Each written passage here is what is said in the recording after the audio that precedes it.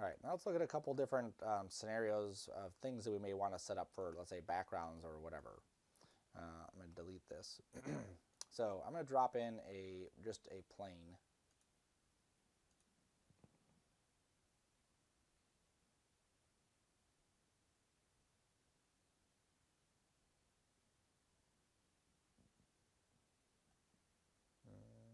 Should be there, right?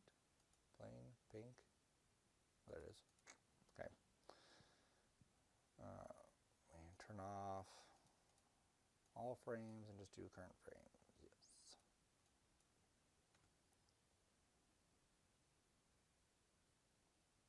Oh, and let me take my render settings back down to standard so we can see that. All right. So this is just a default plane that is dropped in. And you can see whenever we do this, the default plane is really boring looking. It's just like a plane. So it's not anything like fancy to look at. So if you ever use just a regular plane inside your scene, typically you want to make sure this is big enough that it encompasses a lot of your area. That way it doesn't look like it's a CG world. It just looks like you have, more stuff going on inside of it. Even though it is CG, we just don't want to appear to kind of give that illusion. Here, this looks much better than that. Okay, so always make sure your environments are big enough. Now, Cinema has a cool feature inside this where it actually allows us, if I click on this, it just adds a floor, and this floor is actually an infinite floor, so it goes on forever. So instead of me having to scale a plane up, it automatically makes it huge. Nice. Okay, so typically I'll use this floor for any scenes where I need a floor, just because it's super simple. Some other setups you may want to do, let me drop the floor into here. And I'm just going to drop this floor onto that. Okay, so that goes away. Some other setups you may have is, let's say that you wanted a rounded backdrop. Okay, so this is another kind of setup that you might have for a scene where you want these, instead of it being perfectly flat, nothing in the background, you may want something like this. And the way this gets created, I'm going to make a small version of it. As I started off with a cube, and I deleted the faces, so I hit C and deleted the faces. Then I grabbed the edges here, and then I just added a bevel. Now, if I needed my objects to fit this bigger, obviously I would just scale this whole thing up, just make the whole thing bigger. If I needed the edges to go further, I could just double-click this edge and pull it, or double-click this edge and pull it, or double-click that edge and pull it. The idea with any kind of backdrop is the look you're going for is going to be dictated, or is going to be created by using the right backdrop. Okay, so something like that is like a perfect instance where you may want to use that kind of setup. It's definitely better than having a cube, just a flat plain cube in the background. Again, depending on what you're trying to show off, having a cube in the background is it's pretty boring looking. You get this harsh line in the middle of it. Something like this. Obviously it looks very CG. It's going to cut off because of the camera. Let's move that plane over. There we go.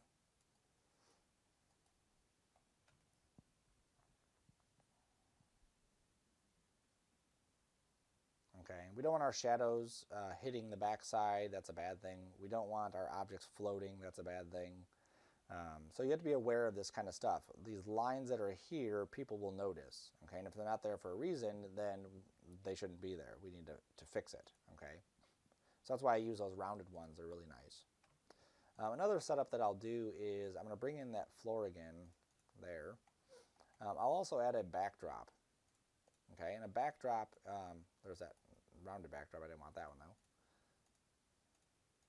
There we go. So I added this background, which is basically under here, I added background.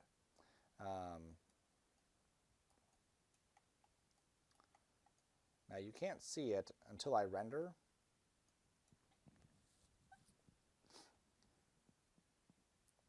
but now I have this solid color. Whatever material that I have here, I drop onto that background, and it assigns that color. Here's one without the color on there, and it'll just be like a flat gray color. Okay, now again, that looks pretty ugly like that, but we'll get fancier. Okay, so I'm going to drop this material onto the background. I'm also going to drop it onto floor. And I'm going to double click and I'm going to choose what this looks like. Instead of it being a flat color like this, where it's just like that, I'm going to go to my texture and I'm going to add a gradient. And on this gradient, I'm going to choose a circular gradient. And the very center of this, I'm going to just pick a color like that. And then that other color will be basically that same color but darker. So it's kind of like a vignette. I'm going to close it. And I'm going to choose on each one of these, how those materials get placed. So I want these basically to be frontal. Click that, frontal, yes. All right, so now when I render this, what should happen is I should get this gradient that happens. The camera is projecting those textures through frontal straight ahead. Okay, now that looks weird because of how this is laid out and how that's laid out, but just give me one more second and I'll fix that. Under the floor, I'm going to go to my tags, and I'm going to add a compositing tag. And I'm going to say, don't cast shadows, because I don't want the floor to cast shadows. And then I'm going to use it as a compositing background. And I'm going to do the same thing for the background here. Add a compositing tag. Don't cast shadows, compositing background. And then let's just see what that looks like. I may need to adjust still. I may have clicked something or forgot to click something, but we'll see. Ideally, I'm trying to get rid of that edge. It should be like a nice, smooth transition from one to the other. Yes, I did do something wrong. Floor, receive shadows. Yes, see my camera.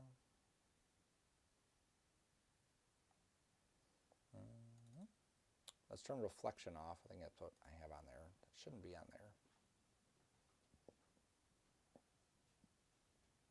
Yep, there we go. So now with reflection off, you can see it looks like one seamless background, okay? And that's nice because we get the shadows, but we don't get all the other crap that would go along with it. It really helps our object kind of stand out and be more in the foreground, okay? So those background plates are awesome. Whatever it's, we put back there, we put a picture or whatever, and it'll, render that out. Very easily we can adjust the coloring. Instead of it being purple, obviously we could just slide the hue over to blue. Grab that one. Slide the hue over to that blue. And then basically just create a different look for our entire scene. Okay. Now I'm using this in conjunction with, oops, not cameras, or my lights, with my sky that's in the background. So if I were to turn my sky off,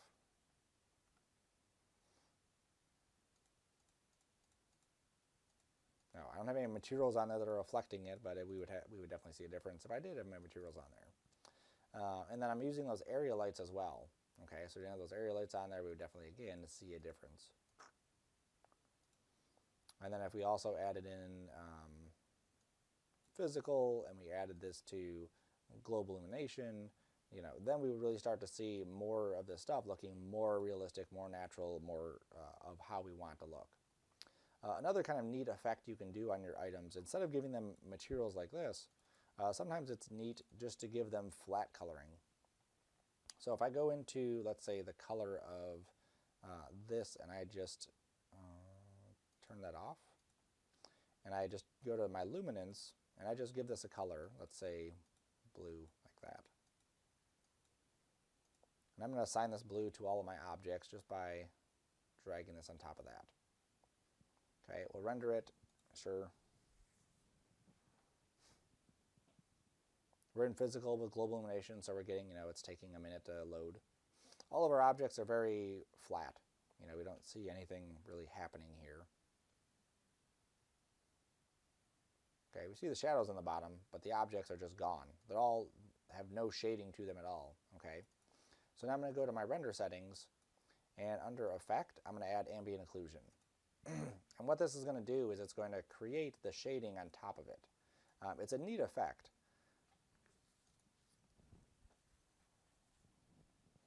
So you can already see how this is forming out, where we're able to get these flat colors with some shadows at the bottom and this kind of like division between all the objects. It's not for your everyday scenes, but it is kind of like a neat look that we can add. We can also use maybe not all of this luminance, right? So I take the luminance down some, and let's say I added some color in here of, that same color, maybe again darker or something. We can play with that to get a different look. So anytime we're doing materials, we have to really consider the entire scene, the entire picture of everything in the scene to get it to look the way we want it to look. We can create some very cool looking renders based off of just some cool materials that we've created, some cool things we've set up. But it's a matter of going through and seeing all these little tips and tricks and tweaks that we can do to stuff. Like that looks pretty neat compared to, that's cool too, but that's a different kind of way to look at it, right? And again, just taking longer to do. Another little effect, just so you can see it, is, where are you? Oh, I think it's under standard. Yep, there's one called Sketch and Tune as well, which again, a nice little neat thing that maybe you'd want to do for a project, not for this class specifically, but just a project in general. Let me turn off globe illumination, just so it goes quicker.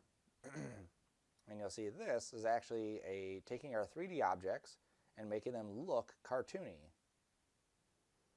Okay, and it's just another iteration of, let's delete that one, of different things that we can do to our objects to make them look stylized, look the way we want them to look. It's not about I'm making a blue or red or green or yellow. It's about creating that look in the scene. On that Sketch and Tune, a whole bunch of things. Where do you want your lines? Where do you want your shading? Where do you want your, how do you want it to render out? Okay, a whole bunch of stuff. So use that as just a extra stuff. Some of the things we'll use later in assignments, but for now, just use it as extra stuff.